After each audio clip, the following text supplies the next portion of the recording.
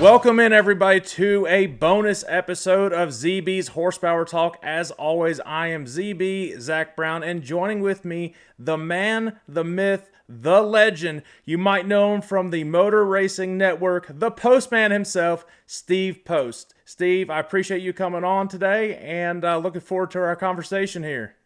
Yeah, great to catch up with you, Zack. I really appreciate you having me on. Well, let's get it started. Tell us a little bit about yourself. A lot of people might not know your face. They know your voice, obviously, from listening to you on all these NASCAR races. But tell us a little bit about yourself. How did you get into racing, and was broadcasting the whole goal at the end of it?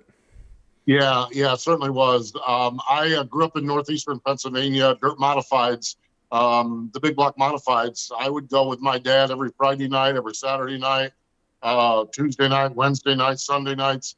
I loved it. I always loved racing, and one of the things or two things I would do at that time, I could mimic the track announcers, and then what I would do, I had all these Matchbox cars. This is before we had like diecast cars, so they were just general Matchbox cars.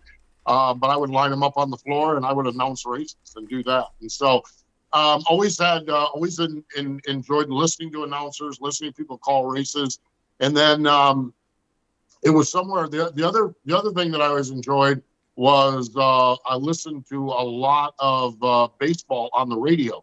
I had a transistor radio, and at that time you had those. They're Clear Channels, and Clear Channel is a brand now, is a company now. But previously, Clear Channels was a designation of stations that were AM stations that could be like a blowtorch at night. And so I was in northeastern Pennsylvania, and I could listen to the Philadelphia Phillies games, and I could listen to the Cincinnati Reds games on the big one, 700 WLW from Cincinnati. And I loved that, and I really did. And one Saturday morning or Sunday afternoon, I was fiddling through my transistor radio, and I heard something, and I couldn't believe it because it was a NASCAR race.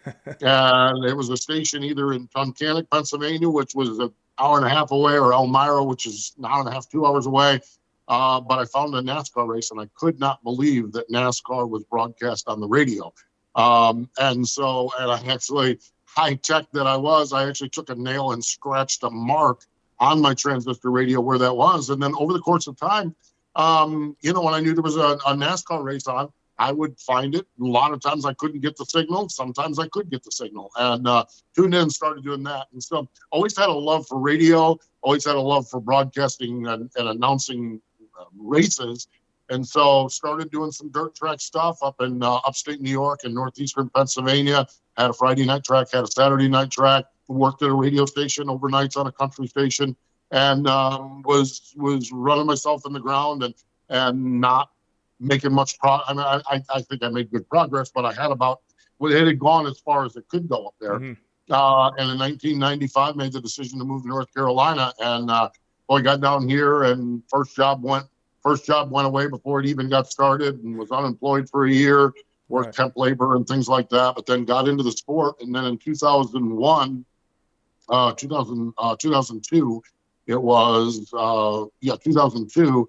Had a chance to do an audition for MRN at New Hampshire, and the audition went well, and started with MRN in 2003. The first couple of years was a very limited schedule, but probably the last 15 years, it's been a full-blown, full-time schedule, and I absolutely love it. I shared with people at the end of last year that I had more fun covering NASCAR races last year than I've ever had in the past, and just if the LA Coliseum, which we wrapped up this past weekend, is any indication, I'm pumped up about it. Can't wait to get into this year and get going with it. So I'm very fortunate. I am that kid announcing my Matchbox cars that got my dream, and it's been awesome. It really has. Well, that's absolutely incredible, and all of us are huge fans, obviously yours, of MRN. It makes it so convenient. Especially the other day, I was at work. I couldn't watch the race, so I needed to tune in, and all of you guys on MRN just make it can be the first lap of the first turn and nothing's really going on, but y'all can make it sound like something's really going on, and it's so exciting, and it makes us all really pumped up. So we appreciate you guys making it even more exciting on the radio and to keep everybody engaged. So of course, and when they hit pit road, damn, you get excited too, and it's really, really awesome to hear. I think the key to MRN, and I think what it is our turn guys are in billboards 20 feet above the race cars, 30 feet above the race cars. Or the us pit road guys are in the pit boxes. Right. And this sport is spectacular. And so I heard one time I was not working the race, and a media reporter sat there and she was just like, why are the radio guys yelling all the time? And and it was Talladega of all places. And I'm like, they're yelling because 20 feet below them, there's 13 rows of three wide cars coming at them at 200 miles per hour. You'd be yelling too if you weren't hiding behind the billboard. A little bit loud. And to her credit, she was like, hey, you know what? I never thought about that. I said, I think that's where the radio gets really, really good is our turn guys are out in the turns. There's a lot of action out there in those turns. Those cars are going by quickly, whether it's Martinsville or whether it's Talladega or Daytona, and then down on pit road. I mean, the men and women that pit these cars, the athletes that pit these cars, man, they're just I get so excited when pit stops are just to watch them perform and see how they can do. So I think the fact that we have turn people in the turns and pit road people on pit road is what leads to the energy, because the energy is coming from those race cars. Right.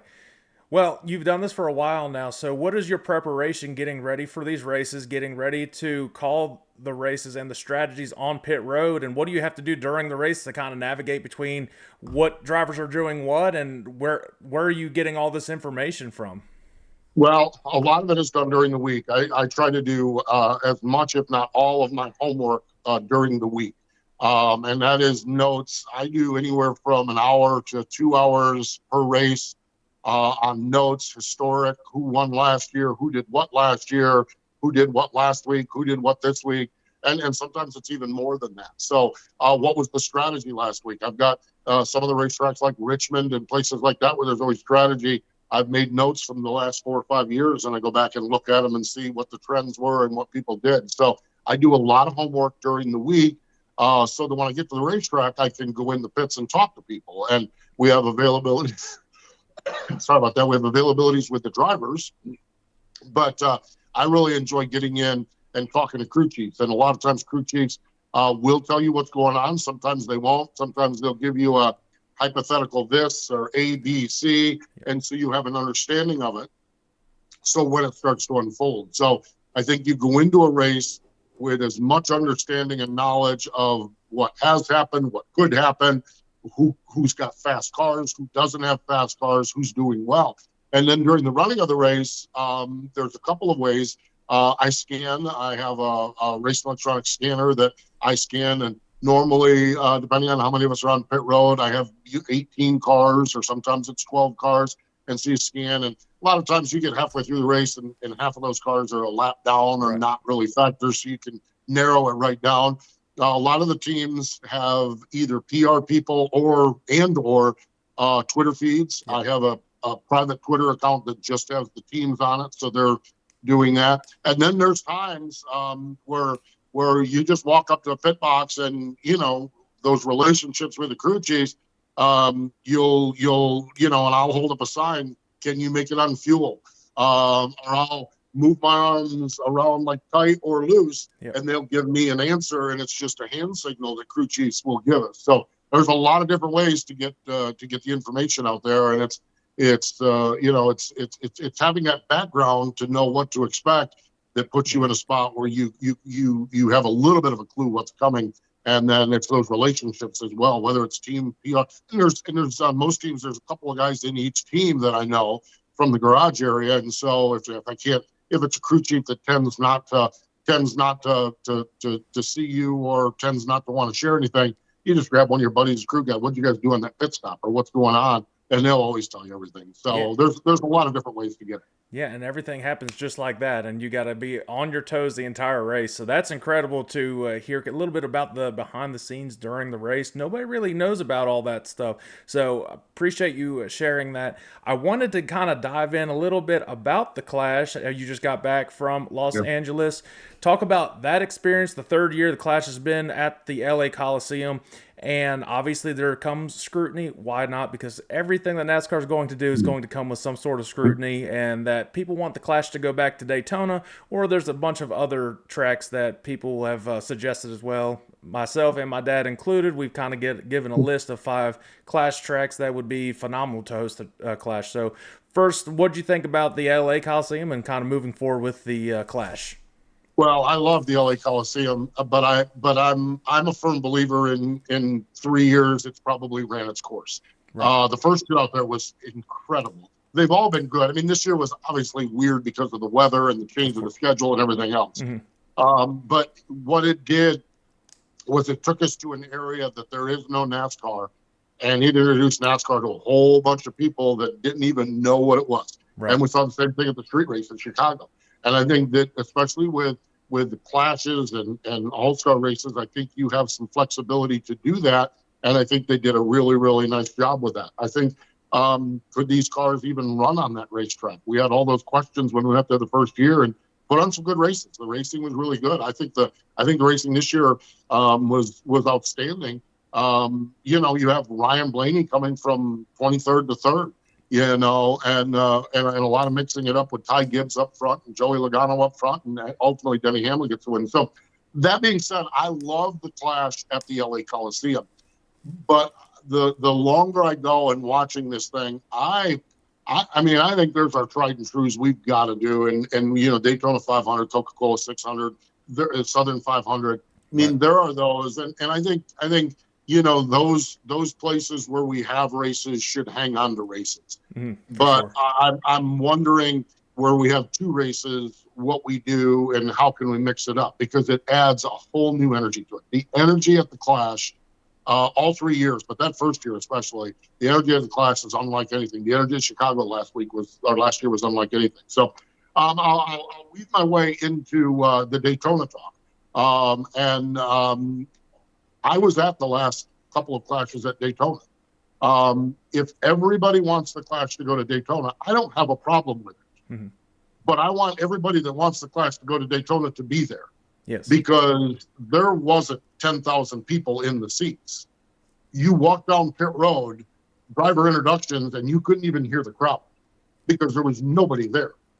So versus the Clash, where you've got a hip-hop concert in the middle of it, and everybody losing their minds with the excitement of it. So to me, it's like, if we want to move this thing back to Daytona, I have no problem. I'll go wherever. There's a couple of things, and Dale Jr. is the big advocate of this. I love that this was pole winners. I think I like that. I do like that. And I do miss Speed Week when we're down in Daytona. Yep. We're recording this on Wednesday, 10 days before the 500. Today is the day that I used to leave for Daytona. I don't leave until Tuesday of next week. Yep. I love Speed Week. There's a lot of things I love about it, okay? But if everybody wants the Clash to Daytona, if 10% of everybody that's screaming about the Clash goes to Daytona goes to the race, then we'll have something. Yep. If 10% would have gone to the race 4 years ago, we would never have left Daytona. We even tried it on the road course. But it had lost its luster in a big way. And maybe we can get it back. If we get it back, whatever we need to do to get the race's luster. That's what it is to me. I respect the history, and I respect this is for pole winners and Speed Weeks in Daytona. But I'm telling you, 4 years ago, the talk was, what are we going to do with the Clash? Nobody was there. They're wrecking these cars unnecessarily. They're not taking chances because they're saving their Daytona 500 car. All of these stories that we've forgotten about this week were all stories 4 years ago. So yep. I kind of like the idea. I mean, I'm like, you want my suggestion on it? Let's take it to New Smyrna. Which is just down the road from Daytona. That's what my dad suggested. I like the idea of short tracks. I don't know. We can, if there's other stadiums. I mean, that Coliseum is huge. I know that there's a lot of other stadiums out there. I'm not sure what other stadiums we can take it to.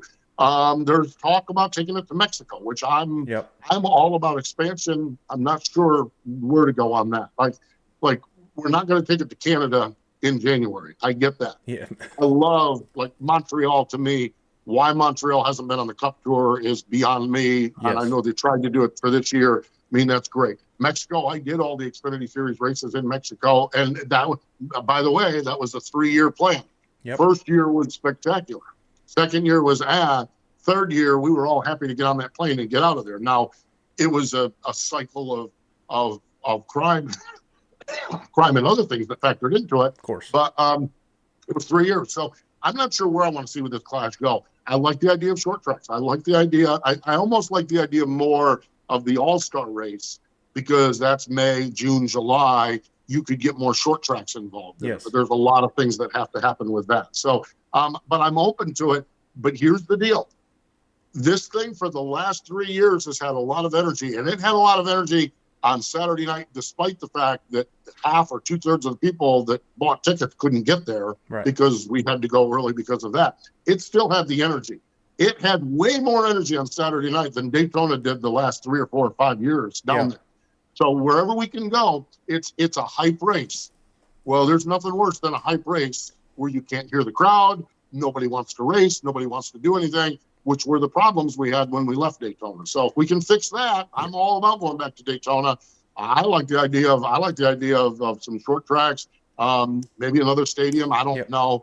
I don't know. There's just there's plenty of options out there. I think that's the beauty of where we're at with NASCAR now. There's plenty of options out there, and I don't think 5 or 10 years ago we had plenty of options. Yeah, of course. And I'm thinking that it would. And I don't know how all the logistics work behind the scenes. I'm just some dude that talks in a microphone about this stuff.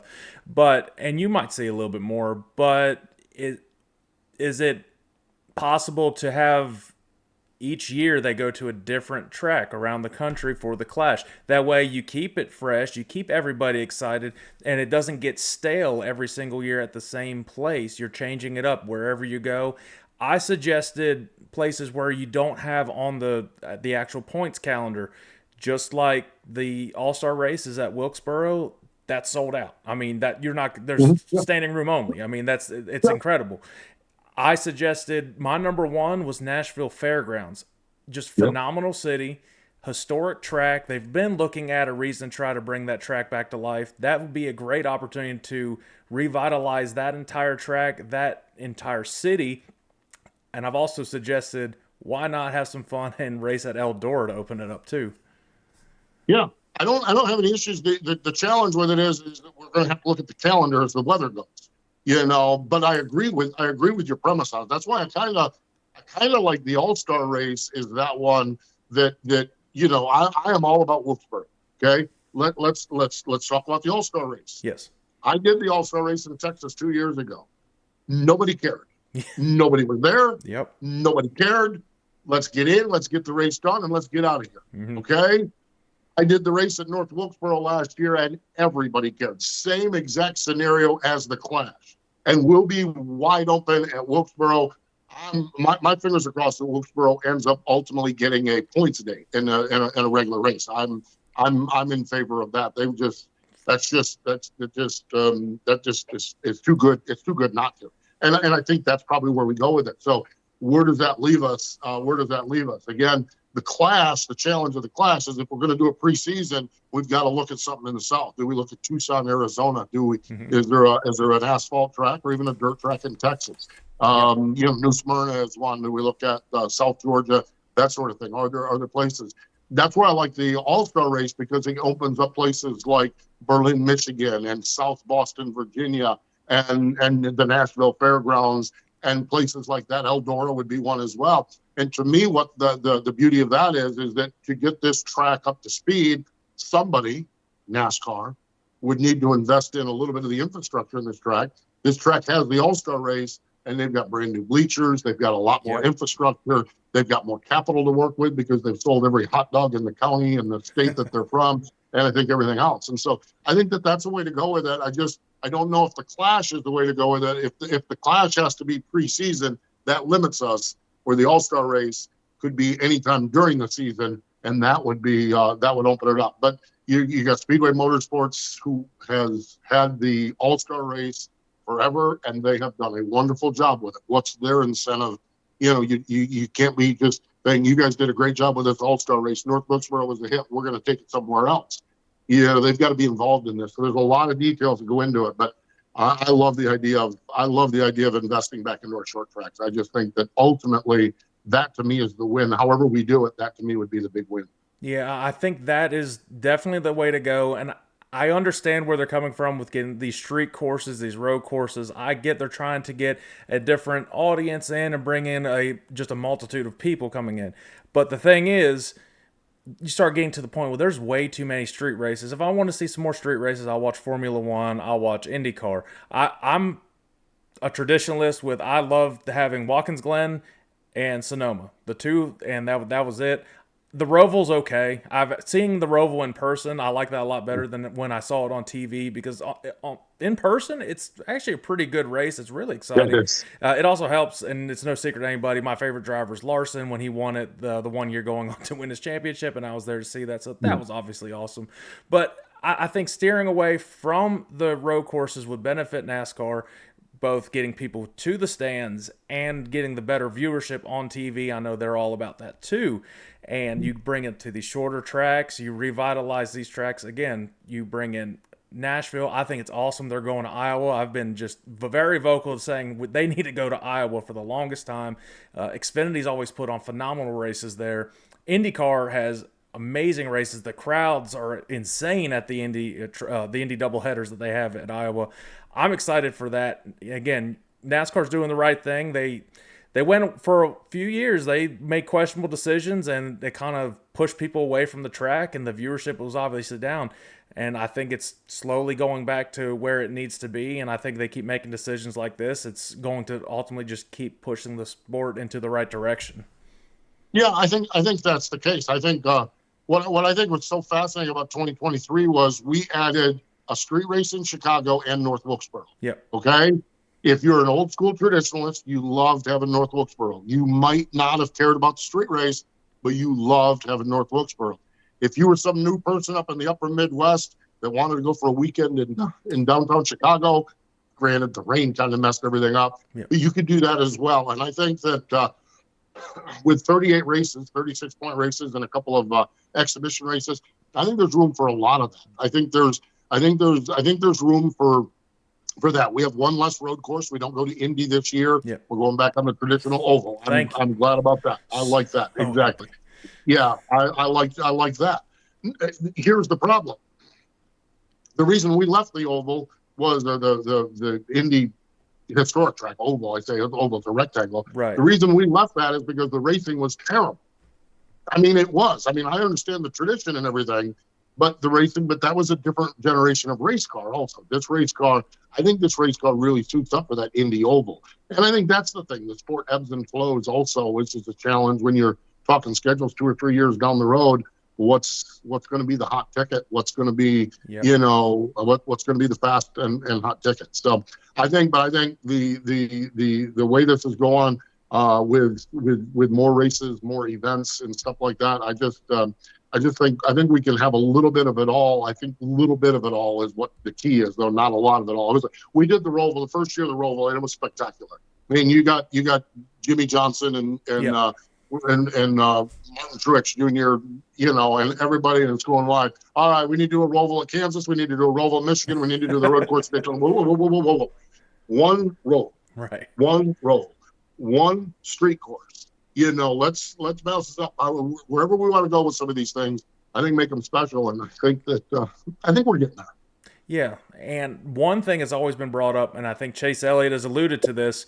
You get into about September, October, the ratings are going to start going down because there's a thing called the NFL that hits. Is there something that you think NASCAR could possibly shorten the months? Not saying the races, because back in the day they raced a couple races during like midweek, and then you raced weekend, and you can condense the schedule if you wanted to, and then you can make the championship at the end of August before NFL. And I know that could be an option. I know traditionally you want to finish up in November, but if you want to improve the ratings, I think that is an option that they could do, and a lot of drivers have talked about it. Like I said, Chase Elliott is one of them. Yeah, I think that I like that idea. And we did some midweek races during COVID. Everybody wanted it. Everyone wrung their hands about how great this is, and nobody watched. Yeah. I mean, just the ratings were not good. So it puts us in a spot. So how do we, I thought for a while, I thought this was going to change. I thought maybe we'd wrap it up sometime end of September, mid-November, and not go as deep into it. But here's what's happened with this thing. NASCAR, again, TV is the big enchilada with money. Yes. Okay? And NBC is the playoff partner. NBC's number one property is Sunday Night Football. That's their number one property. And they absolutely love NASCAR leading into Sunday Night Football. Yep. And the bottom line of it is that you've got a network that is paying you $1 billion that likes this. Yeah, Probably where we're at, because they love, this gets into one of my personal pet peeves is late afternoon starts. I hate late afternoon starts. Yes. That's self-esteem. Here's the reality of it, though. We want to be late afternoon, okay? NFL football is the Mac Daddy of sports TV. Yep. You know who plays 1 o'clock games? The Carolina Panthers play 1 o'clock games, okay? My beloved Carolina Panthers, bless their heart, they play 1 o'clock games. Jacksonville plays 1 o'clock games, because you know who plays the 4 o'clock games? The Dallas Cowboys, the Pittsburgh Steelers, the Green Bay Packers, the Kansas City Chiefs. You can throw the Eagles in there too. Yeah, the Eagles in there too. Yeah, exactly. The good teams, the good games are in that game of the week time period. Yep. That's my thing. Personally, selfishly, I would love to see NASCAR say we need 1 o'clock starts. Yep. I would love that, because selfishly it gets me home at a decent hour. I get that. But I don't want it for the sport, because that means that there's something bigger than NASCAR that they're going to plug in at 4:30 or 5 o'clock. And so to me, that window is where we need to be at. But getting into the shortening of the season, I just don't see, with a ready, willing, and a partner paying a lot of money liking this, NBC, NASCAR leading into Sunday Night Football. And they're, CBS and Fox have the football games. And yes, ratings do get dinged by that. There's no denying that. But they just signed a new television contract where they went up 40%. It can't be that bad if the television networks are spending 40% more on NASCAR starting in 2 years than they are presently.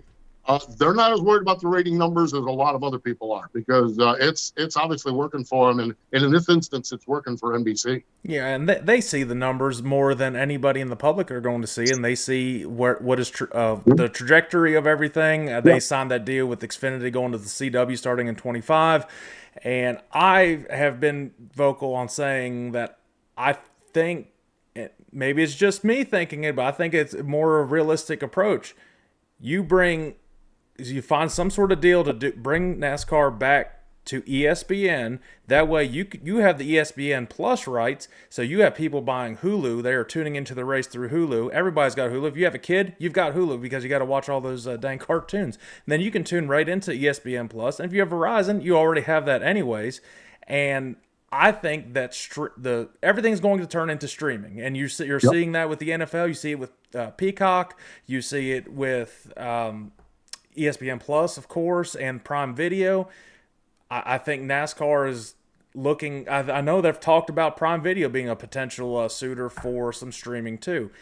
I'm all about bringing NASCAR back to ESPN, because I remember those days. I loved seeing it on ESPN. I thought they were phenomenal races, because you get to the point now where it's Fox, then it's FS1, then it's TNT, then it's USA, then it's this, then it's that. I'm like, I don't know where to watch it at, and it just gets so confusing. I get it from a money perspective, but you also have to think, if you have a consistent streaming service somewhere, and if you split it halfway, just like they always do, from Fox to whatever they want to, that's fine. But there has to be some sort of consistency so people can see it, and maybe that brings in more numbers, but maybe that's just my selfish self thinking about that. The problem is that if that were the case, ESPN would have paid more money than NBC or Fox. Yep, I guess that's true. I mean, this boils down to the market totally. And we're talking, and the bottom line is, now CW is an interesting one, because the Paramount Plus app is every race will be streamed on Paramount Plus, the CBS one. And so I don't know. It's awkward. Next thing you're going to tell me we have NFL games on Black Friday on Amazon Prime. Yeah. Oh, wait a minute. We did have that. I just think, I just, I think that people find football games and NASCAR if they can. I think the consistency would be great in the perfect world, but ESPN obviously doesn't feel as adamant about that as Fox and NBC and those other networks that are spending the money. Yeah, and they tried to bring back Thursday Night Thunder with SRX, and obviously that kind of went under this year. They announced they will be suspending their season for the foreseeable future. Now there's talk about bringing the IROC series back. Hopefully that catches on, that gets a little momentum, and has Ray Evernham doing the right things. He knows how to get that done, how to get it kickstarted. Being part of SRX too, and kind of seeing the flaws that happened with it, I think them moving to Thursday night ultimately was their undoing, because they had tremendous ratings on Saturday nights on CBS and everything. One thing I wanted to ask you, some personal stuff before we get into Yeah, sure. the season. Looking at, I see your shirt right there, Wing Nation. So, what's your affiliation with Wing Nation? Yeah, look at that. Shout out to them. Awesome Yeah. stuff right there. Anybody wants to check out anything with dirt racing, especially sprint cars, Wing Nation's awesome to have. What's your affiliation with them? What do you do with them? And I guess give a little bit of your dirt background with it. Yeah, we started Wing Nation in 2011. But 2010, we actually did MRN acquired a website called Racing One. Racing, and it was back in the day, it was 2009. Racing One. And that was back when we had chat rooms and forums. Okay. The number one chat room was NASCAR Cup Series. The number two chat room was World of Outlaw Sprint Cars. Yep. Xfinity, trucks, Busch, whatever, Busch Series, whatever it was. Everything else was below. And by a large margin, the World of Outlaws were second on that. Okay. We were sitting in a meeting and they said, "You got this World of Outlaw thing. Does anybody know anything about dirt track racing? Does anybody want to do anything with it?" And my hand went up immediately. I'm more of a modified, or was more of a modified guy, but love dirt track racing. And I'm like, man, if I can get back into dirt track racing to do something, that'd be great. So my hand went up. And in 2010, we did a podcast before there were podcasts. We didn't even know it was a podcast. We didn't even know what it was. But it was called the World of Outlaw Report, where you come in, you talk about the race, take a commercial break, have the race-winning driver or a preview driver take a break, preview the next race, and 20 minutes, boom, out the door it went. And so we did that. That was the year of the 50th anniversary of the Knoxville Nationals. And the World of Outlaw Report was doing very, very well with streaming. Again, we didn't know it was streaming. We didn't know it was a podcast. Yep. But we knew that the numbers were doing really, really well. And so we decided our flagship program with MRN, which remains to this day, is NASCAR Live. Eli Gold hosted that for years and years. We decided, can we do a Knoxville Nationals preview show in the format of NASCAR Live? And so they sat down with me and they said, "Do you have a co-host who you want to do?" Well, one of my best friends is Kendra Jacobs. Kendra is a former Miss Knoxville Nationals. Her dad is Kenny Jacobs, who is a Hall of Fame sprint car driver. Yep. She is into the roots. She knows more about the sport. And Kendra and I worked together in a couple different stints in different places. So I called her up and I said, "Hey, would you be interested in sitting down for an hour and talk sprint car racing?" We did it in the garage every weekend.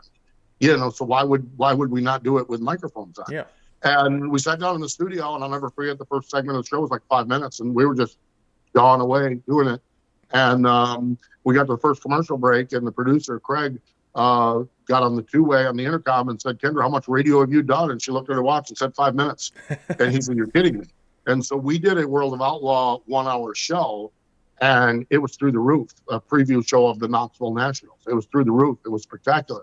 So we sat down during the off season and said, "What do we want to do?" I mean, of course, the World of Outlaws were the big the big touring series, but you had sprint cars in Pennsylvania. Obviously, you're familiar with the Pennsylvania Posse. Yep. Ohio is huge with sprint cars. Knoxville, the Midwest, California. There's 360 races, and so we sat down during that off season, 2010, 2011, and we came up with the idea of Wing Nation, and we launched Wing Nation in 2010. And we've been going strong ever since. Up until this year, we had a MAV TV show. The logistics of it, the challenges of it, the cost of producing it just put us in a spot where it was like not making any sense to do it. So we're streaming everything right now. We did our first show this week, as a matter of fact. Kendra has moved on. She's now the chief marketing officer of the new High Limit series. But I have Erin Evernham, who is the only female to win a or a sprint car World of Outlaw race. She's the only female that's qualified for the Knoxville Nationals. Erin is my co-host. And then Ashley Stremme, whose dad was a longtime racer up in central Pennsylvania. Yep. She's also co-host on it. We kind of rotate things around between the three of us. And we've been going strong. And we get up to the racetrack a lot. We shoot some video at the racetrack. We got some plans this year to do some conversation pieces. But our flagship Tuesday show is Tuesday at noon live. But you can catch it on all the streaming services, all the podcast services, Spotify, iTunes, all of the podcast services.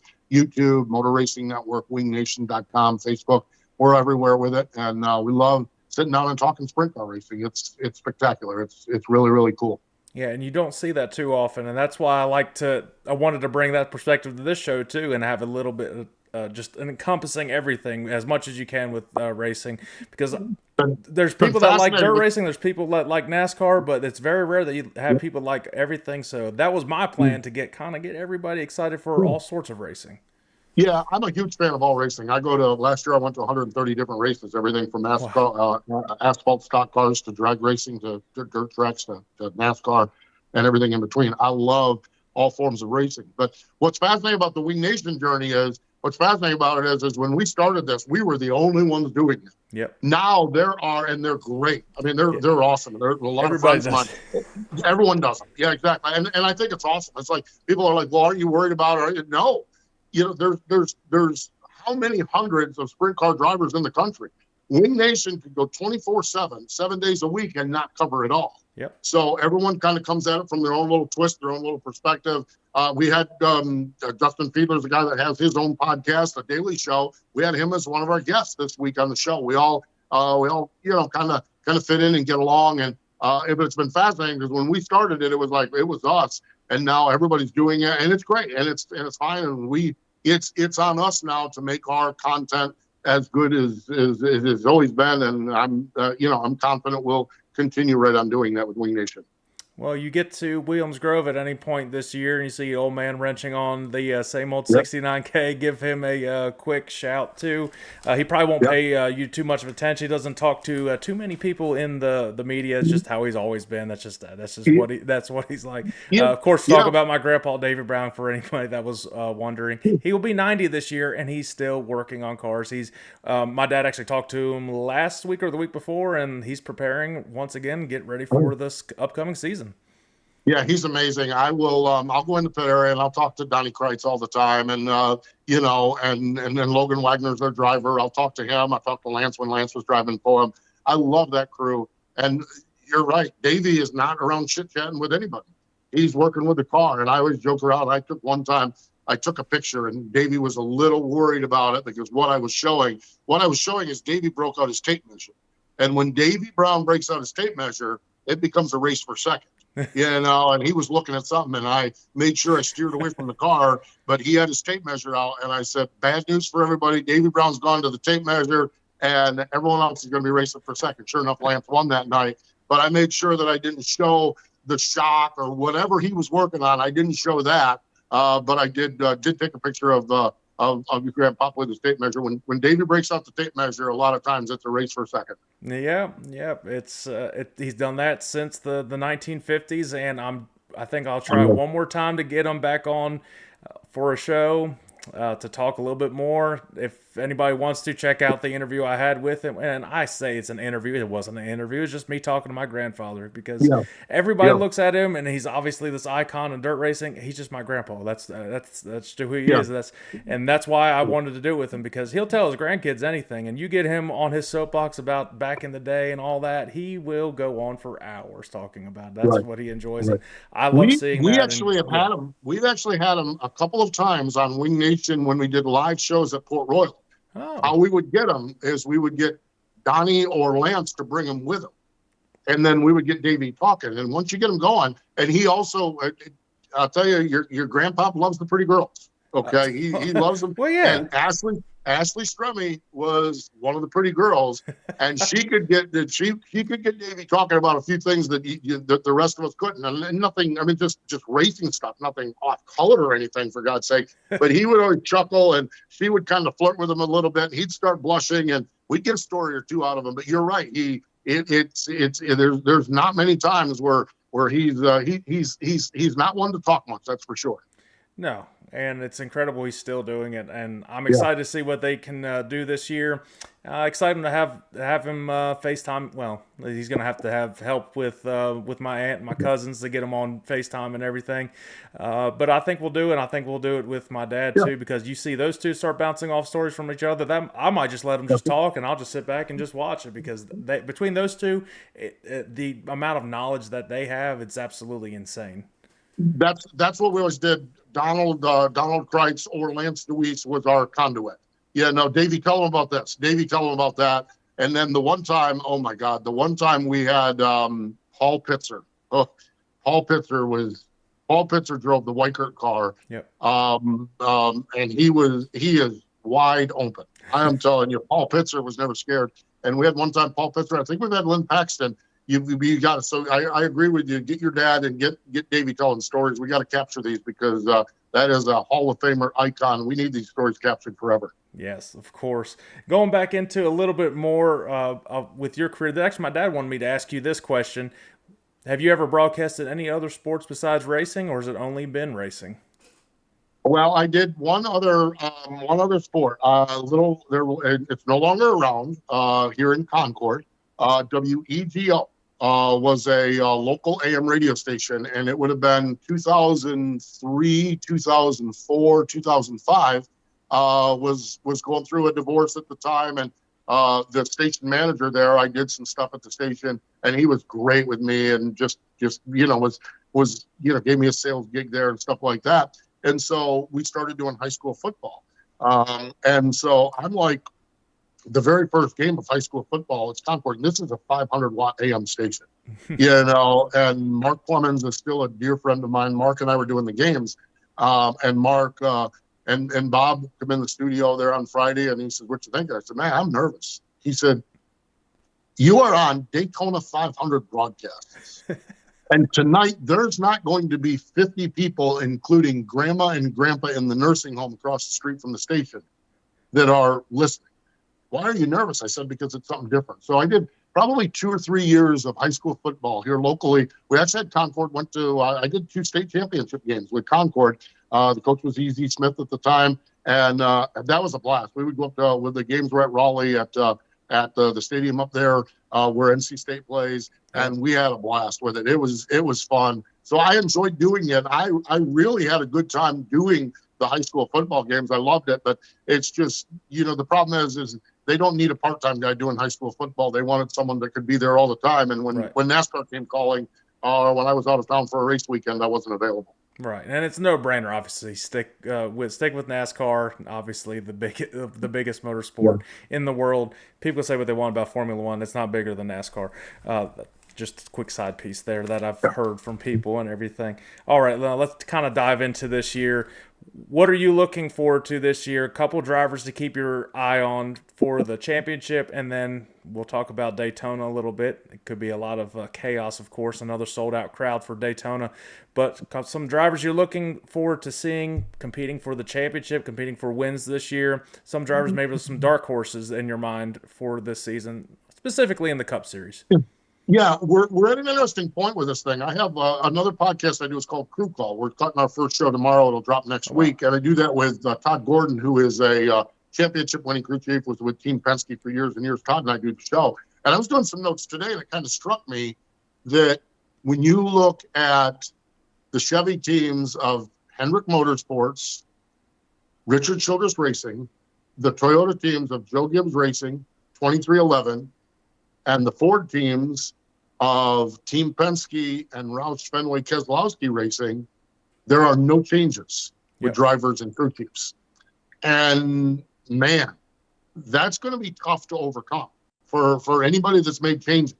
Because when you take a Jonathan Hassler and a Ryan Blaney, or you take a Cliff Daniels and a Kyle Larson, or you take whoever, you put another year together for these teams is going to be challenged. You take Chris Gabehart and Denny Hamlin, Adam Stevens and Christopher Bell. I mean, you go down through all of them, and they're all great, all great pairings. So when you look at the big picture, I think this is. I love the front row motorsports teams, and I love JTG Daugherty racing and everything. I think we're at the point now where it gets a little tougher. Not necessarily car or anything else. I just think that all of these really good teams are together for another year. Yep. And I think that makes it really, really tough. So with that being said, I think you've got to look at it. And this is fascinating now because Ryan Blaney kind of rewrote the script on this thing. We won't really know in September who's fast in September until then. Yep. You know, I mean, if you'd have talked to me in June and July, they're in a Ford might not even make it. One might sneak into the Elite Eight. Yep. You know, but they made it all the way and won it. When you look at it, whether it's Blaney or Joey Logano up at Penske, any of the Hendrick guys, I mean, you know, William Byron to me is going to be a champion. It's just a matter of when. He had a really good year. We'll see what happens. I think Chase Elliott's fascinating. Chase Elliott was fun this weekend out at LA. You know, someone said, do you kind of flip the chapter from last year? And Chase said, no, this is not a chapter. This is a new book. Every year is a new book. And last year's book didn't even happen. You know, so he hasn't forgot how to race. Alan Gustafson hasn't forgot how to crew chief. So I just think that I think to pick out an individual, I think it's really tricky. I think William Byron will be a champion, and I think Christopher Bell will be a champion. Yes. At some point in their careers. They're just too good. Yeah, exactly. And they're with good teams, and they're with great crew chiefs. Rudy Fugle with William Byron and Adam Stevens. Adam might be the best crew chief in the garage area. If I had to pick one, it might be Adam. But I just so I think when it gets to the full season stuff, it's going to be the who's who. I think we'll have some. I think you know, we'll have a Michael McDowell or Ricky Stenhouse Jr. I think Trackhouse is interesting because I think Ross Chastain is in really good shape. Daniel Suarez, stay tuned. They've got a crew chief change over there. Yep. I'm hoping for good things with Daniel. We'll see what happens there. You know, Stuart Haas, Lord knows what's going on there. I mean, you know, I don't care what anyone says. They can talk about a new feeling, a new vibe, new energy, new excitement. But when you lose Kevin Harvick, you are not as good in the driver corps as you were last year. Yep. You know, I mean, and I love Josh Berry and I love Noah Gragson, you know, but they're not Kevin Harvick. So Stuart Haas is going to be an interesting one to watch as well. Lots to keep an eye on, that's for sure. A lot to keep an eye on. Yeah, it's going to be a phenomenal year, I think. I think this could be the best year yet. And NASCAR's doing the right thing to adjust these cars to get them even better on the short tracks because that's been the question. The speedway races have been really good, and very scary crash, obviously, last year with Ryan Preece. Yeah. But the racing itself has been very, very good. And the 2-mile tracks, 1.5-mile tracks, which have been slumped over for the years in the previous generation car, they figure something out with these cars. The races are a lot better, and I'm excited for this year. And we'll give my dad and I will give our top 4 to make it to the championship 4. We're doing live broadcasts pre-Daytona 500 like we do for most of the big races. So we're going to do that, give our final 4 predictions. So I don't want to give anything away from that.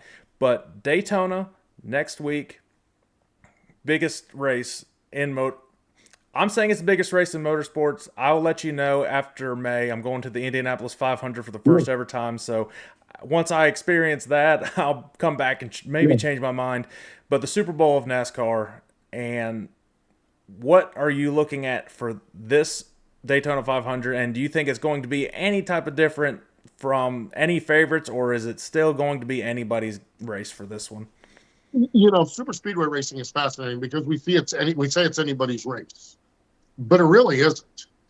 It still comes down there's a handful of guys that are up front all the time in these races. Yep. Ryan Blaney hasn't won the 500, but he is always up front. Denny Hamlin's won the 500, I think, 3 times. Yep. He's gonna be good. You have the McDowell Stenhouse camp, guys like that that are good. I always love watching Corey LaJoie run these races because he's really good. So as much as anybody can win these races, and yes, technically anybody can win because those guys could all end up in a crash, you know, I mean, which opens the door to anybody else. There just are a handful of guys that are better at this style racing than others. And so I think when you look at it, I think I'm sensing maybe a Ryan Blaney run to it. He just has been so close so many times. You know, I could be wrong. Denny has a lot of incentive to win another one because his crew chief Chris Gabart's never won the 500. Yep. Denny's won it with other crew chiefs, and Chris really, I've heard him on a couple of podcasts. He's like, that's all. He's not even sleeping now thinking about that.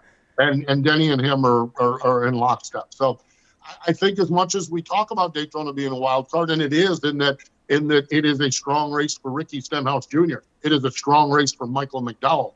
I think that, which are guys we don't traditionally put at the front of the field. I think there's a handful of guys that are just better at this kind of racing. And then when you do that, you're probably looking at the Denny Hamlin or a Ryan Blaney or someone like that when you look at the Daytona 500. But the 500 and the 500 is different than all the other ones too. The 500, we did a media day, and one of the questions was about the 500, and that race takes more twists and turns than a 500-mile race at Talladega, or the fall race at Daytona when it was a cutoff race, took some twists and turns. But the Daytona 500 seems like there's about 3 or 4 different segments of that race where something happens that gives it a twist or turn, and we'll see who's around at the end to fight for the win. Well, you're going to the Daytona 500 this year, and it's kind of mirroring what happened in 1998 with a certain driver that's trying for 2 decades to try to win, and conveniently, he's at the same team, Richard Childress Racing. So that's going to be the story: is can Kyle Busch finally get over the hump, win the Daytona 500? Last year was his best opportunity to possibly get one. He led at the second green white checker or something, just needed to come around one more, and he was talking about it too. He won the 500. He didn't win the Daytona 500. That's what he was. Whatever it was. Yeah. So that's another one. That's another one that you wouldn't want to count out down there next week. And that's the weird thing, though. For everybody that's hated Kyle Busch when he was at Joe Gibbs, it's like, and I'm guilty of it myself. Last year, I found myself rooting for Kyle Busch, and it's somewhat, yes, he's matured a lot over the years, and I think a lot of people respect Richard Childress too, and I mean, he's been in the sport forever, and you hear those boos turn to cheers, and I think those people that were booing him moved over to booing Denny lately. So, and whether you like Denny or not, of course, he's one of the best drivers out there, and the question of the year once again for him is he going to get a championship? So, a lot of big storylines going for NASCAR this year, and I'm looking forward to it. I'm excited. Daytona 500 is, I'm always make sure I'm off of work for that day because that is the biggest day of the year for me. Yeah, it's going to be awesome. It really is. Cannot wait. I have, as we're recording this tomorrow, I've got a bunch of meetings about Daytona. I'm excited about it. I'm just so pumped up about it. Can't wait to get down there next week and see what we have with the Great American Race. Well, your mind's still on Daytona.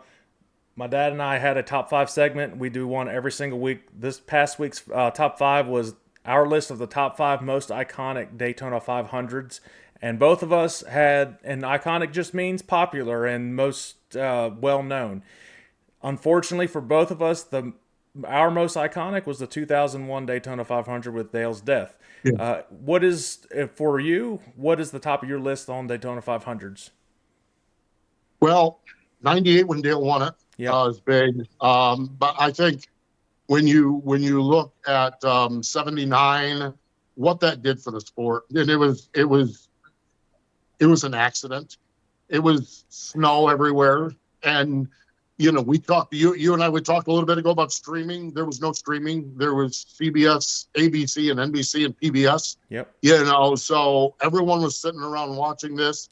You had the incredible Ken Squire telling the story of the race, one of the best storytellers in the history of NASCAR, telling the story of the race. And when he got down to the end, he got to tell the story of Cale Yarborough and Donnie Allison racing for the win, wrecking each other. Richard Petty, the king, getting the win. Donnie and Cale and Bobby fighting in turn number 3. And to me, that what that did for the sport, the trajectory of that sport, I think you've got to put that up in the top there as far as that goes. I just think that was a spectacular one. That was awesome. Then the 76 one where Petty and Pearson came across the line wrecking and wrecked, and who could get their car started faster and who could, that was good. The irony of these things is we talk about how good racing was back in the day. Okay. We would never have that happen now because they would not have a half a lap or a full lap lead on the field. Yeah. When Donnie and Cale wrecked, they couldn't find Richard. They finally found him. He was still in turn number Yeah, 3 when half a they lap found down. I when mean, yeah. yeah, it was a half a lap down. So it's a different time and it's a different era. And I always get a kick out of the racing was better back then. It was different back then. And those are great moments. So probably look at 79, probably 98, probably 76. Yeah, 2001 was obviously 2001, obviously with losing Earnhardt down there, but it was also such a new era with Fox just came on board and there was just so much energy there, and to have it end the way it ended, I think that was a rough one. Trevor Bayne's win for the Wood Brothers car was pretty cool. That was really cool. The first time wins like Michael McDowell, that was a fun one. I don't think it's iconic like 76, 79, and 98, but I think there's some great moments, and who knows, maybe next Sunday night we'll be talking about 2024 on the tier with those other ones, because it's possible we can come out of there with something we've never seen before. Yeah, both of us had 98 and 79 on our lists. I've always grew up a Dale Jr. fan, so for my iconic, because just the ones I remembered distinctly was 2004 with Junior's first, and 10 years later 2014 with his second, his first major win with Hendrick Motorsports. And I remember that one because I was in college and I was like freaking out. Nobody understood why I was freaking out. I'm like, y'all don't understand. And it's like if my team just won the Super Bowl, it's essentially the same thing. And my dad actually put the 1993 Daytona 500 with Dale and Dale. Dale Earnhardt, Ned Jarrett on the call, and they just kind of let Ned just talk after Dale won, and just how just emotional and proud he was, and how professional he was through the whole thing. Yeah, that was a good one too. You're right. That was a good one as well. Yeah, there's been a lot of good ones, that's for sure. Well, wrapping it up, we obviously got to touch on dirt racing this year for World of Outlaws. My dad and I picked who we're looking at winning the World of Outlaw Championship. We're looking at David Gravel being the favorite now. You have Brad Sweet. He left the World of Outlaws, so it's wide open now. And I have my dark horse this year as Giovanni Scelzi. So real quick, what's your look at World of Outlaws as they're racing while we're recording this right now? Right now, where we're sitting, I like the Gravel pick. Maybe Macedo, maybe Schuchart, but I reserve the right when we get to about May to say Donnie Schatz. There's a new energy with Donnie, and I actually chatted with him in December at PRI, and I'm like, "Who are you, and what have you done with Donnie?" They had some pretty intense meetings about their future. And they've had, in the past, Tony and Donnie have had some intense meetings about their future. And when they come out of those meetings, they usually come out of it guns a-blazing. Now, it's a different world. It's a different time. Stay tuned. We'll see what happens with it. But I reserve the right a third of the way through the season to say, upon further review, because if Schatz is in the middle of it, then that means he's got the consistency with that Ford engine. That means they've got the performance with the chassis setup and everything else. If he's in the middle of it, then I think that changes everything. But right now, sitting here as they're getting ready to roll off here in another half hour or so on their opening night, I think David Gravel would be the one that I would have to pick as well. Yeah, Donnie Schatz, when it gets a little bit hotter, tracks get a little bit slicker, that's when he finds his groove during the summer. So, yeah, that's definitely a good call. Well, Steve, I appreciate you hopping on with me today.